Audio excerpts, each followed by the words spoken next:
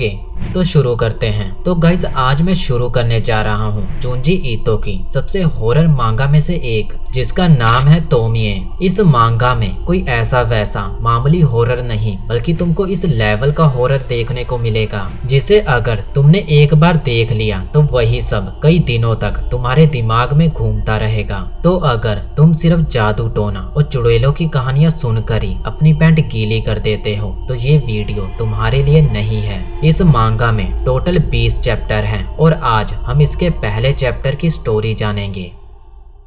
पहले चैप्टर के स्टार्टिंग में बताया जाता है कि एक लड़की जिसका नाम तोमिए है, उसे किसी ने बड़ी ही बेरहमी से मार डाला है और उसे ऐसे मारा गया है कि उसके शरीर के छोटे छोटे टुकड़े करके पूरे शहर में फेंके गए हैं। और इस मर्डर के बाद तोमिए के स्कूल के सभी स्टूडेंट और यहाँ तक कि टीचर भी डरे हुए हैं। टीचर सभी स्टूडेंट को कहता है कि वो सभी अपना अपना ध्यान रखें, क्योंकि हो सकता है जिस किलर ने तोमिए को मारा है वो अपने दूसरे शिकार की तलाश में हो। इसी क्लास में एक लड़का यामामोटो जो तोमिए का लवर था। टीचर सभी बच्चों को समझा रहा था कि जो तोमिए के साथ हुआ उसके लिए हम सभी बेहद दुखी हैं, पर अब वो कभी भी वापस नहीं आने वाली। लेकिन तभी कोई क्लास का दरवाजा खोलकर अंदर आता है और ये कोई और नहीं बल्कि तोमिए थी। पूरी क्लास यहाँ तक कि टीचर को भी अपनी आंखों पर यकीन नहीं हो रहा था, क्योंकि तोमिए तो मर चुकी थी तो ये यहाँ पर कैसे आ सकती है।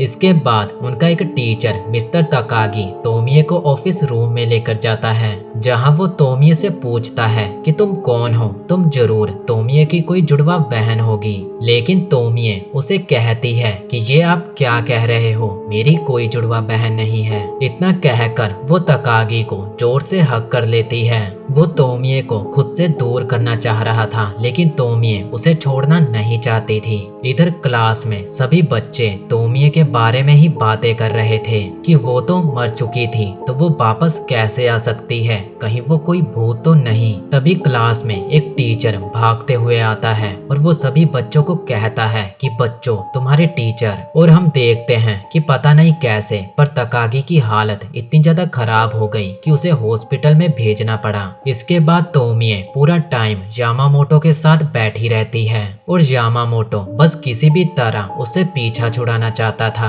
अब जब तोमिए अपनी फ्रेंड रिको के साथ घर जा रही थी तो वो उससे कहती है कि तुम सब मेरे साथ ऐसा अजीब बिहेव क्यों कर रहे हो। पहले मिस्टर तकागी, फिर यामामोटो और अब तुम भी मुझे इग्नोर कर रही हो।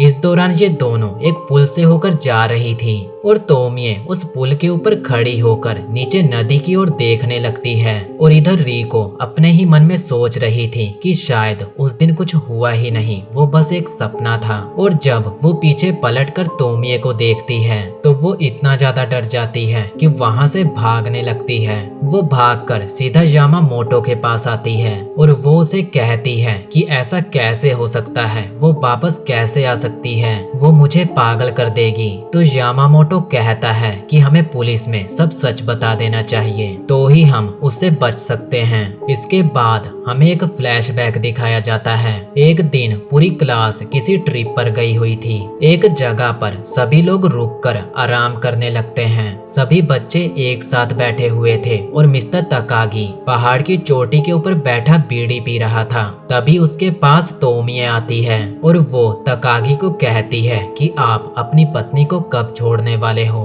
क्योंकि आप जानते हो ना मैं प्रेग्नेंट हूँ और ये बात ज्यादा समय तक छुपने वाली नहीं है, तो आपको जल्दी कुछ करना होगा। तभी पीछे से यामामोटो आ जाता है और वो तोमिए को अपने साथ चलने को कहता है, लेकिन तोमिए उसके साथ नहीं जाना चाहती थी और छीना झपटी में तोमिए पहाड़ की चोटी से नीचे गिर जाती है। यामामोटो रोते हुए कहता है कि ये मेरी गलती है, कोई जल्दी से एम्बुलेंस को बुलाओ। लेकिन तभी तकागी उसे कहता है कि तुम्हारी वजह से उसकी जान गई और अगर तुम जेल नहीं जाना चाहते तो वैसा करो जैसा मैं कहता हूँ। क्लास की सभी लड़कियां यामामोटो को कहती है कि यामामोटो तुम्हारी इसमें कोई गलती नहीं, वो खुद की लापरवाही की वजह से मारी गई और हम सब तुम्हें बचाएंगे। तभी तकागी एक बॉक्स लेकर आता है और वो सभी स्टूडेंट को कहता है कि सभी लड़के अपने कपड़े उतार दें और सभी लड़कियां आसपास नजर रखें कि कहीं कोई आ तो नहीं रहा।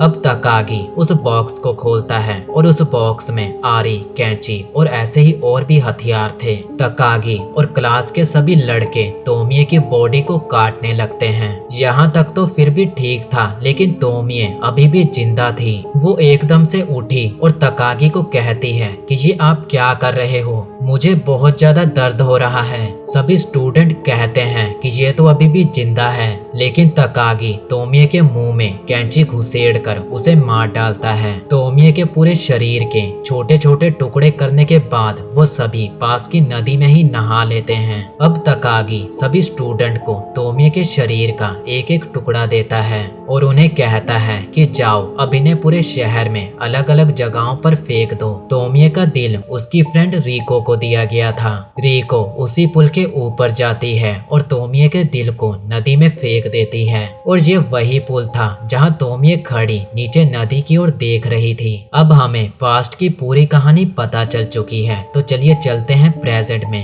रीको और यामामोटो पुलिस को सब सच बताने जा रहे थे, लेकिन उनकी क्लास के कुछ बच्चों को ये पता चल जाता है कि ये दोनों पुलिस को सब सच बताने जा रहे हैं। और ये सभी रीको और यामामोटो को ठिकाने लगाने का सोच लेते हैं, क्योंकि अगर इन्होंने रीको और यामामोटो को नहीं रोका तो ये सभी भी फंसेंगे। ये सभी रीको और यामामोटो का पीछा करने लगते हैं और एक जगह पर जाकर ये सभी उन दोनों को घेर लेते हैं और उनमें से एक लड़का यामामोटो को मारने के लिए आगे बढ़ने लगता है, लेकिन वो दोनों उनसे बचकर वहां से भाग निकलते हैं। कुछ दूर जाने पर रीको का पैर फिसल जाता है और वो दोनों गिर जाते हैं। तभी यामामोटो को अपने सामने किसी के पैर दिखाई देते हैं और ये तोमिए थी। सभी स्टूडेंट तोमिए को देखकर वहां से भाग जाते हैं। यामामोटो तोमिए से अपनी जान की भीख मांगने लगता है। तोमिए रीको से कहती है कि क्या तुम दोनों एक दूसरे को पसंद करने लगे हो।